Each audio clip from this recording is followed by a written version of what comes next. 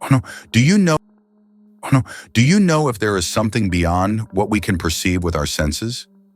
It is possible that minds are connected in a way that science cannot yet explain. Today, we immerse ourselves in a mystery that has intrigued humanity for centuries. Telepathy. Telepathy. That supposed ability to transmit information from one mind to another, without using any known sensory channel. It has been the subject of both fascination and controversy, and our source for this journey into the unknown is Wikipedia itself, a labyrinth of information, where reality and speculation sometimes intertwine. We are not here to prove or refute the existence of telepathy, but to explore what has been said and investigated. Let us begin, then, at the beginning, in the late 19th century, in the midst of the Victorian era. In England, a group of British intellectuals and scientists intrigued by phenomena that defied logic, paranormal phenomena. They founded the Society for Psychical Research, the SPR, I love the name, the secret society. Among its members was Frederick Myers, inspired by the technological advances of the time, like the telephone and the telegraph. He coined the term telepathy. It is fascinating how the technology of an era can influence the way we conceive the unknown. Myers combined the Greek roots tele, meaning far away, and pathos, meaning feeling, to describe this transmission of thoughts and emotions at a distance. The SPR did not limit itself to theorizing. They collected countless accounts from people who claimed to have experienced telepathy, premonitions, shared dreams, the feeling that someone was watching you. Chilling. But like good scientists, they also sought to bring telepathy to the laboratory. In 1917, psychologist John E. Coover of Stanford University conducted experiments with cards, attempting to have participants guess which card another person was thinking of. Suspicions that telepathy was real were confirmed. Coover's results were quite disappointing for telepathy enthusiasts. His conclusions pointed to the fact that the hits were not significantly different from what would be expected by pure chance. Come on, it was like flipping a coin. Pure coincidence. But the search for answers did not stop there. Not at all. In the 1920s, psychologist K.B. Rhine of Duke University took over the investigation of telepathy. He introduced the famous Zener cards with their 5 symbols: circle, square, cross, star, and waves, and developed stricter protocols for his experiments. The Zener cards, a classic of parapsychology. I remember seeing them in movies and series. Speaking of popular culture, writer Upton Sinclair was also the one who experimented with telepathy, famous for his novel The Jungle, a classic. He published a book in 1930 titled Mental Radio, where he described his informal experiments with his wife, Mary Craig. Apparently, Mary was able to reproduce drawings that Upton made at a distance without her seeing them. That sounds incredible. Did they have any theory on how it was possible? Both Upton and Mary were cautious when interpreting their results. While they believed there was something genuine in their experiments, something real, yes, they were not sure if it was telepathy in the strict sense or a form of clairvoyance, that is, the ability to perceive information at a distance without it being mediated by the mind of another person. That is, perhaps Mary was not reading Upton's mind, but accessing a kind of information field where the drawings were somehow imprinted. And this kind of ambiguity in the interpretation of results is something we will see repeatedly in the history of telepathy research. This reminds me that, despite all this interest and experimentation, telepathy has not yet achieved recognition from official science. From the second half of the 20th century, research in parapsychology, including telepathy, faced increasing skepticism from the scientific community. And this is where the story gets really interesting. What led to this change of course in the perception of telepathy? What new investigations arose? To answer these questions, we will have to delve into the next stage of our journey. In the mid-20th century, some researchers began to question traditional methods, such as experiments with Zener cards. They argued that they were too rigid, repetitive, and could induce boredom in participants.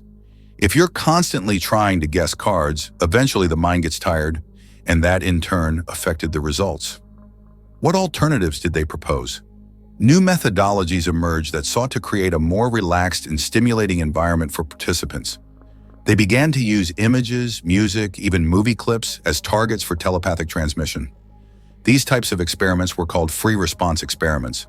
Much more creative. I imagine this allowed them to explore a wider range of telepathic experiences, and some researchers took experimentation to an even deeper level into the world of dreams. At the Maimonides Medical Center in New York, telepathy experiments were conducted during sleep. The receiver slept in a sensory-isolated room, while the sender tried to transmit an image to them. Upon waking, the receiver was asked to describe their dreams. They obtained convincing results. There were some cases where the dream descriptions matched the sent images, which generated enthusiasm among researchers. However, these types of experiments were very expensive and difficult to replicate. Of course, not everyone has access to a sleep laboratory. They sought more accessible methods. One of the methods that gained popularity was the Ganzfeld experiment, which sought to induce an altered state of consciousness in the receiver through sensory deprivation. Sensory deprivation. Sounds a bit intense. Imagine a dark room with a dim red light, background white noise. I'm already relaxing. The receiver, with their eyes covered by a hemisphere, is immersed in a state of deep relaxation, almost like a kind of deep meditation. And in that receptive state, telepathic transmission was easier. That was the hypothesis. And although Ganzfeld experiments yielded some interesting results, the scientific community remained skeptical. Why? Many argued that the coincidences could be explained by chance, suggestion, or even methodological errors. And from a physics point of view, is there any explanation for how telepathy could work? That is one of the great challenges for telepathy. There is no known physical mechanism that allows the transmission of information between brains at a distance without using any known sensory channel. Our brain generates very weak electromagnetic fields, and there is no evidence that these can be read by another brain at a distance. That is, we don't have a kind of telepathic antenna in the brain. Some have tried to find answers in quantum mechanics, a branch of physics that describes the behavior of particles at the subatomic level. Quantum mechanics.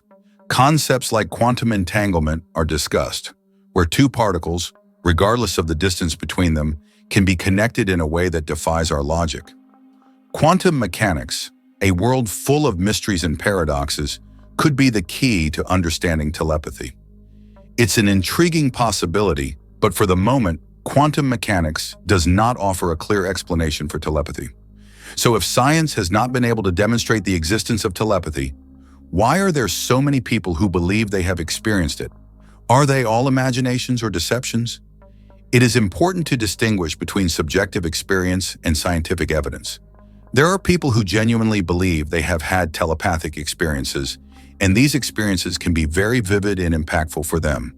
However, science teaches us that personal experience alone is not enough to demonstrate the existence of a phenomenon. That is, the mind can play tricks on us. We can confuse coincidences with real connections, or be carried away by suggestion. And in some cases, experiences that are interpreted as telepathy may have a psychological explanation. For example, in cases of schizophrenia, people may have delusions of telepathy, believing that others can read their minds or control their thoughts. That is, it is important to be critical of our own experiences and seek alternative explanations before jumping to paranormal conclusions. But a question still lingers. If telepathy is not real, what fascinates us so much? Why does it appear again and again in literature, film, and popular culture? That is a question that takes us to the very heart of what it means to be human. Perhaps telepathy represents a deep longing for connection, to transcend the barriers of space and time, to communicate with others in a deeper and more intimate way. It's as if telepathy embodied the essence of perfect communication, without misunderstandings, without words that fall short. And although science has not yet been able to demonstrate its existence, telepathy continues to fuel our imagination, inspiring stories and making us dream of a world where the human mind has powers that we do not yet fully understand.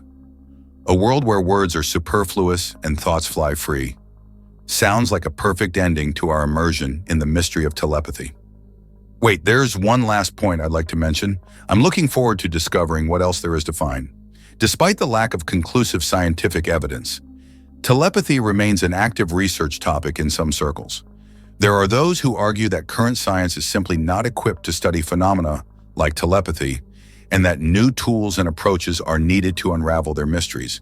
That is, we do not close the door to the possibility that one day science may explain what today seems inexplicable. And meanwhile, telepathy invites us to reflect on the limits of our knowledge, on the nature of consciousness, and on the possibility that there are dimensions of reality that we have not yet explored. A mystery that reminds us that despite all our scientific advances, the universe remains a vast and unexplored place, full of secrets waiting to be discovered. And if the answer to the question of whether telepathy is real or not is not found in a laboratory, but in the depths of ourselves, it's a fascinating possibility. Perhaps the key lies in learning to listen with an open mind, to pay attention to those subtle connections that we sometimes feel with others, to explore the hidden potential of our own consciousness. After all, as Carl Sagan said, somewhere something incredible is waiting to be discovered, a phrase that invites hope and curiosity. And with that inspiring phrase, I think we can conclude our immersion into the world of telepathy. It has been a fascinating journey, full of history, science, mystery, and a touch of hope. I hope it has inspired you to continue exploring, to question your own beliefs, and to keep an open mind to the unknown. And remember, even if science cannot confirm it, telepathy reminds us that we are all connected in one way or another, and that the human mind has unlimited potential. I hope you enjoyed this video. If so, it would help me a lot if you subscribe to the channel and gave it a like. And don't forget to leave a comment. I love reading your opinions and suggestions to continue creating content that you